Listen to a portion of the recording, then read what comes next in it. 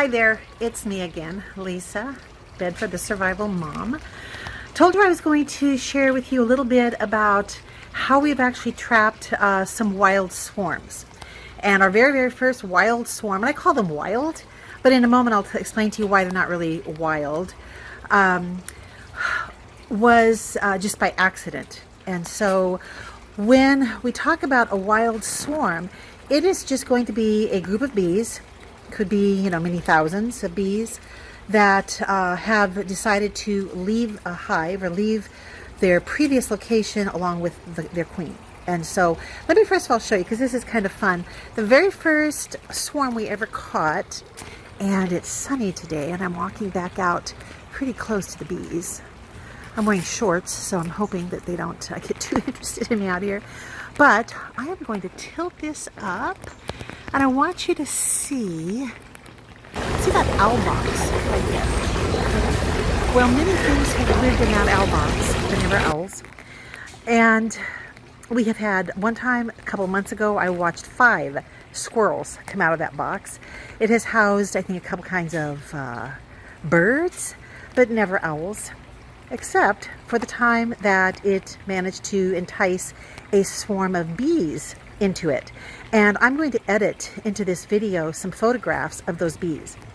We first noticed from our window in the back of our house that there was a glob of black insects on the outside of that owl box. Let me get it back up there again. And we couldn't figure out what it was for the longest time. We finally, after several days, we got up, we were just out back doing something, and we saw that they were actually bees. And so we watched them for several more days, and sure enough, they were just the nicest, very calm and docile bees that you could ever imagine. However, we knew that it wasn't good for them to stay there. We had taken a beekeeping class using a Groupon coupon of all things about a year previously. So we got in touch with a beekeeper in the area, and he came out, and I'm going to have some photos of this too. He came out with like a big vacuum type contraption, and he vacuumed the bees out of the box and into something like our hive boxes there. I can definitely get closer. They're ignoring me. And are they in the view there? But in just another couple days, that set of bees had swarmed, and they had gone elsewhere. Chances are, in the amount of time that they were in that owl box, the queen had maybe just given up. It's a small box, and the reason the bees were always on the outside is because it was so small, closed, and hot inside, and so they would just stay on the outside of the box. However, in that very short amount of time, they had built a sizable amount of comb and had started adding honey to that. It was just amazing. That's the very first time that we had ever personally experienced that, on our own property. The second swarm that we caught was maybe about a year and a half later. I'm going to walk over to another location here, the other side of the yard. And this time we used an official swarm trapper. This is, I don't know how much I paid for it, maybe 12, 15 bucks or something. You can buy them on Amazon. I'm going to get it in my view there, if I can. Okay, it looks like an upside down bucket. There we go. Looks like an upside down bucket. And it's made out of kind of a heavy duty paper mache fabric. And sure enough, we put that up, and sometime later we started noticing bees scoping it out. And I'm pretty sure, I don't know, at some point, another swarm moved in.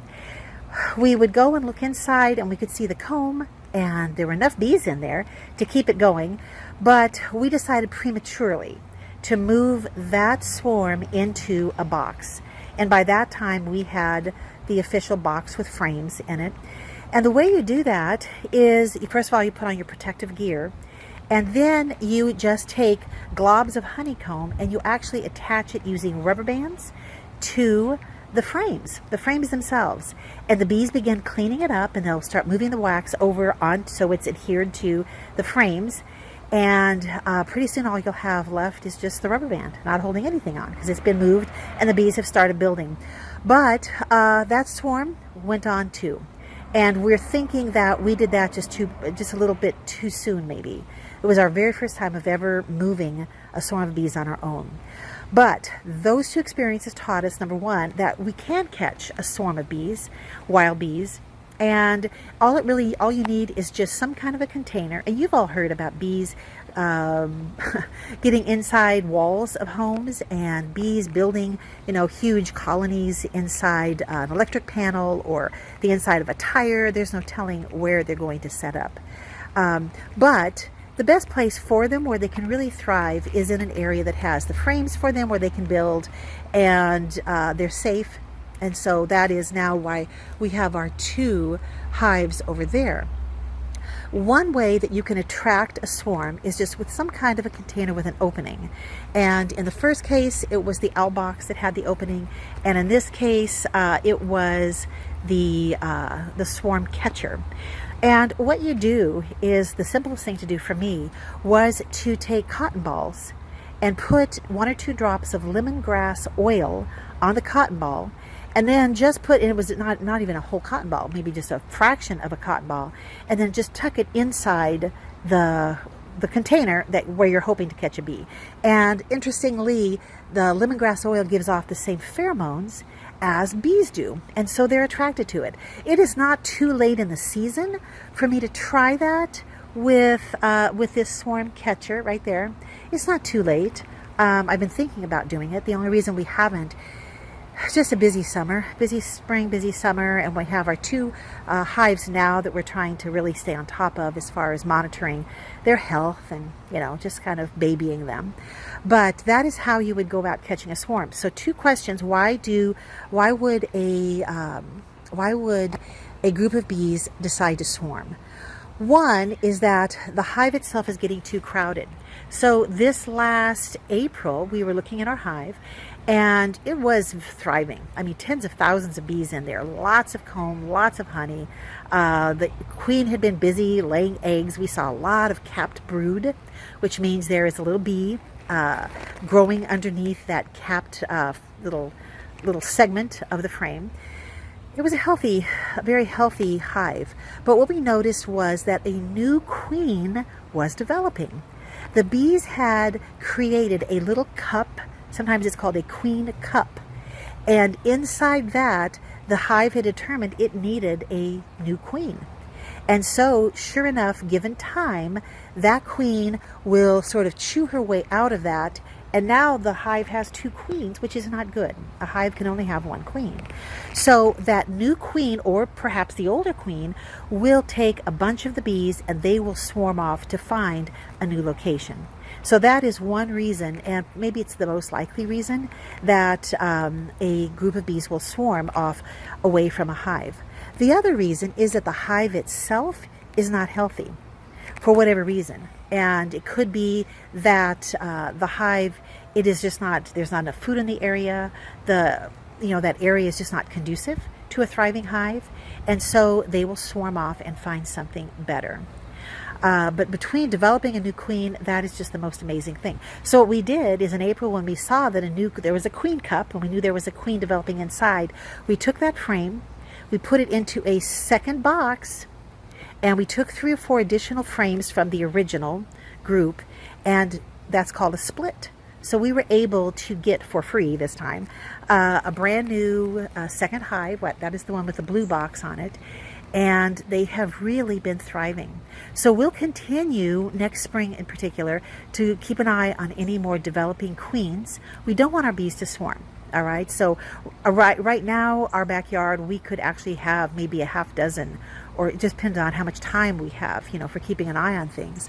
But in our yard, we could have maybe 6, maybe a total of 6 or 8 hives. There's enough room back here.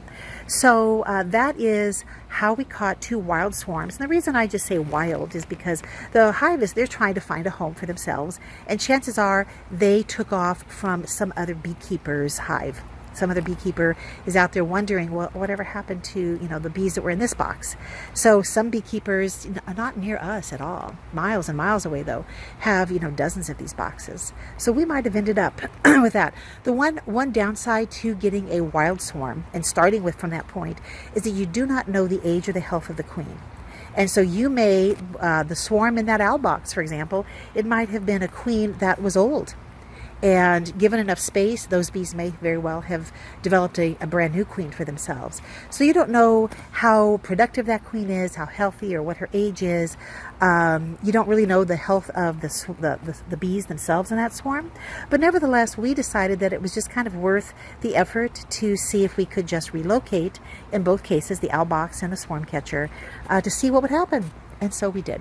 That's all for now. I'd like to come back in another video sometime real soon and talk about the specifics of how to get started.